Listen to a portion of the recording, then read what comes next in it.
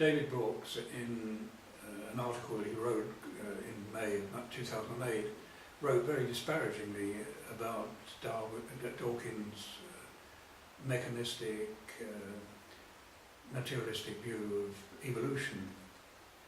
But he also obviously didn't think much either of the creationist alternative. He said that he felt that we were in the midst of a scientific revolution that's going to have considerable cultural effects. And then what he said was interesting. He said that the scientist that's going to contribute most will overlap with Buddhism. The point is that the theory of evolution that we have at the moment takes no account whatsoever of the evolution of the mind, of consciousness, of love, the development of love, altruism. And it is this concern, the concern about the ignoring of these essential, vital aspects of life and of humanity that probably prompts many creationists to adhere to their particular point of view. But unfortunately the creationists come up with an alternative that really is equally bad. Now, evolution fits naturally into Buddhism.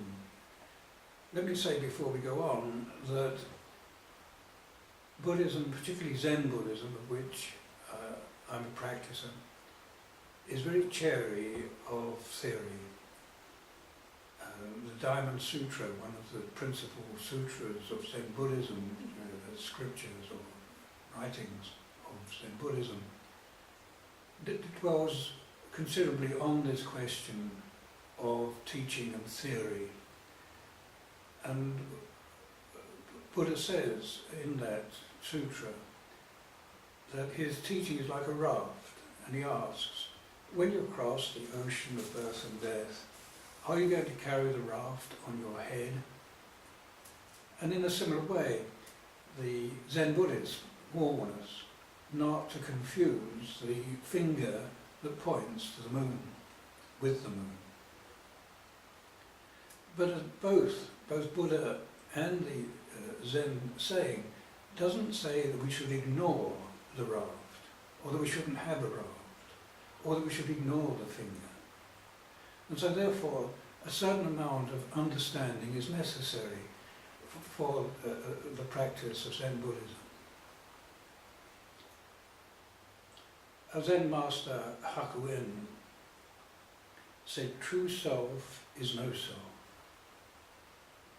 You see, the creationists countered this meaningless, purposeless theory of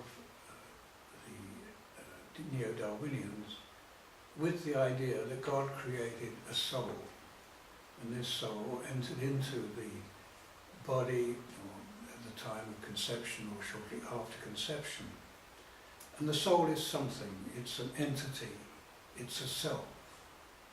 It is something which, after death, goes somewhere. It moves out of the body. And it is this idea of an entity, a self, a soul, that Hakuin is questioning. He's not questioning the true self, but he's saying that the true self is not something, is not an entity, and it certainly is not the brain. Now, as I say, this is not a theory or a belief that Hakuin is preaching and insisting that if we are true Zen Buddhists, we will accept. But on the contrary, he was putting it forward as a challenge. And this question, what does Hakuin really mean by true self is no self, or much earlier than that, what did Buddha mean when he spoke of an Atman, no self? What does this really mean? And it is this question which occupies, for the most part, much of the time of a person who is practicing Rinzai Zen Buddhism. The question can be posed as simply, who or what am I? But in Japan, the Buddhists, the Zen Buddhists, phrase it as, what is my face before my parents were born? And this is what is called a koan, K-O-A-N, a koan. The koans are these rather enigmatic stories that one hears about Zen Buddhists, Zen masters, and sometimes about Buddha himself.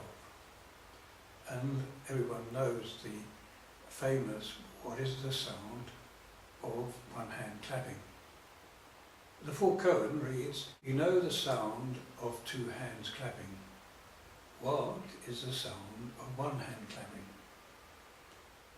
The sound of two hands clapping is experienced. One hears it, one experiences it. It's part of the experiential world. And so therefore, what this question prompts us to do is to go beyond experience itself. In exactly the same way as what is my face before my parents were born also prompts us to go beyond the experience of the self, the sensation of the self, the idea, concept or thought of the self. Another Zen master said, from the beginning, not a thing is. This was the sixth patriarch, Huineng. And this also ties in with another fundamental principle of Buddhism, and that is the principle of impermanence. When the Westerner hears of impermanence, one naturally feels sort of negative.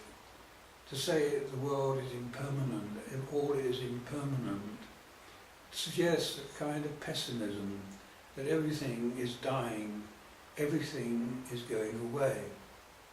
But on the contrary, when one really penetrates through this, particularly if one comes to this impermanence through having worked with the koan, what am I, or what is my face before my parents were born, one sees on the contrary that impermanence means that the whole world is a world of potential. It is a dynamic, ongoing and creative world.